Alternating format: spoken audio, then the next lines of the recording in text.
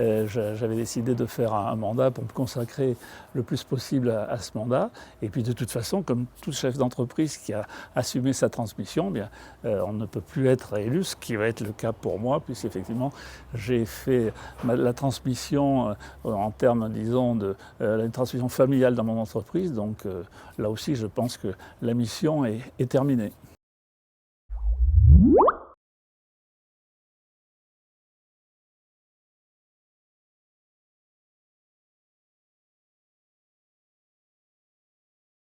C'est financé alors, par des actions, il y a un certain nombre d'actions commerciales, on vend des services, mais c'est financé en priorité pour la partie purement services généraux par la taxe, la TICC, la taxe qui finance donc les chambres de commerce et d'industrie.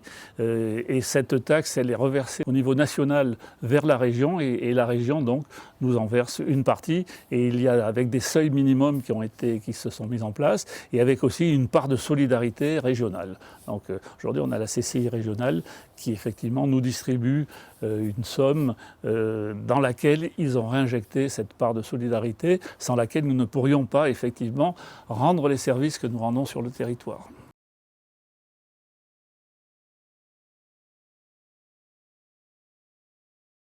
C'est de mettre en avant les entreprises, de mettre en avant toutes ces pépites que l'on a sur notre territoire, qui sont effectivement disséminées autour dans notre volcan.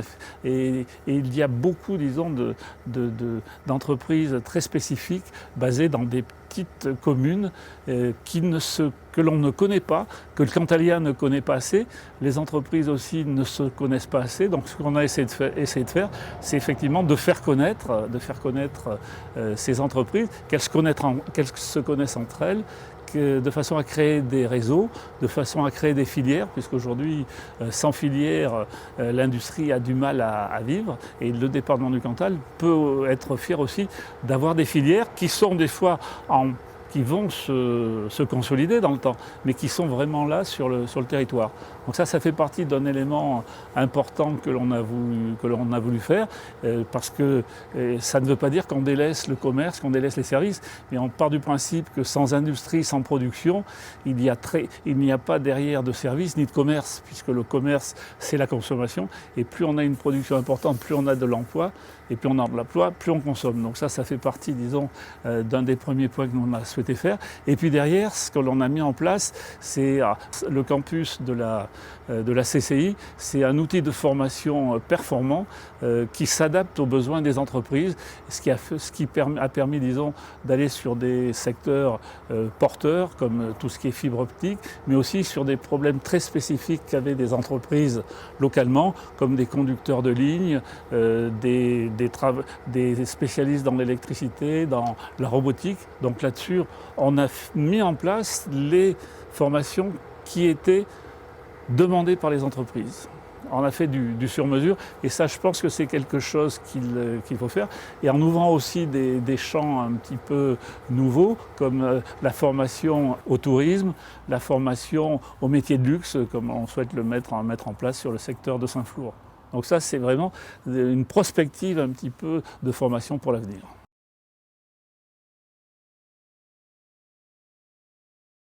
Le secteur d'Aurillac, qui était le secteur industriel en tant que tel, on s'aperçoit qu'avec l'arrivée de l'autoroute sur la partie est et avec la 75, donc le secteur de Saint-Flour-Massiac repart aussi à ce niveau industriel. Bon, l'agroalimentaire était bien implanté ici, et on s'aperçoit qu'il y a d'autres activités qui viennent se greffer au niveau industriel.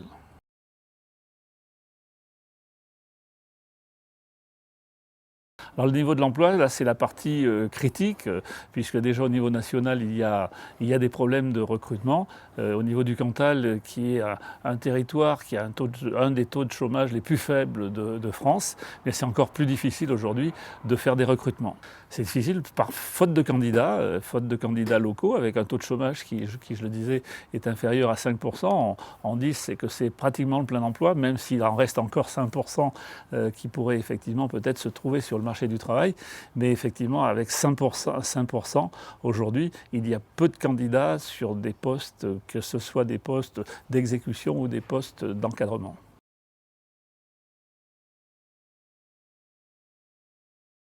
l'agriculture, effectivement, c'est une base de ce département, mais à partir de cette base, il y a toute la partie agroalimentaire et l'industrie en fait partie, hein, puisqu'on est quand même dans une grosse partie de transformation. Et ensuite, les services aussi ont une part importante et le commerce, lui aussi, suit des évolutions que l'on connaît à travers la France, et le département du Cantal fait partie aussi, disons, connaît aussi cette redistribution au niveau du commerce.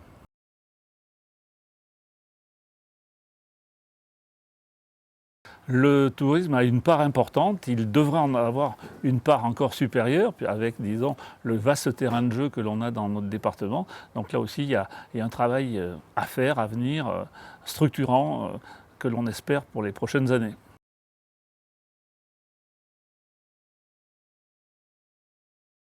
Mais le transport est dû au fait que l'on a une production locale importante. Alors déjà à l'origine avec l'agroalimentaire, qui est effectivement la transformation du lait via le fromage, via la viande et des produits dérivés. Donc on avait créé déjà des besoins importants où on se déplaçait vers les métropoles, vers la capitale ou les métropoles régionales.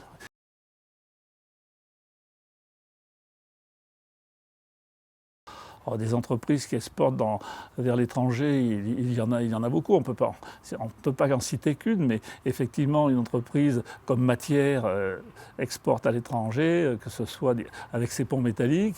Et des entreprises comme Oriplast exportent aussi en France et à l'étranger. Des entreprises comme Interlab à Mourjoux exporte à travers le monde entier. Des entreprises comme Mimeris sur Murat, Chemviron sur Lyonnes Montagne, là aussi sont des entreprises qui exportent. Pour regarder des produits locaux aussi, de transformation locaux, je pense à la minoterie Jambon aussi, exportent vers l'étranger. Donc je veux dire, et j'en oublie un certain nombre, bien évidemment.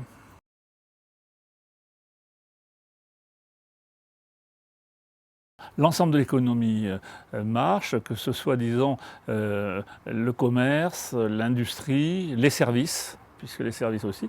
Et pendant cet été aussi, on s'est aperçu que le tourisme avait aussi retrouvé, disons, les mêmes niveaux que l'an dernier, et pour certains, disons, pour le mois de juillet, le niveau de 2018. Le département du Cantal, il a plein de petites spécificités qui ne demandent qu'à évoluer. Et nous sommes là aussi pour les aider, pour les accompagner dans le cadre des plans de relance qui peuvent se mettre en place, ou carrément, disons, de la relance locale.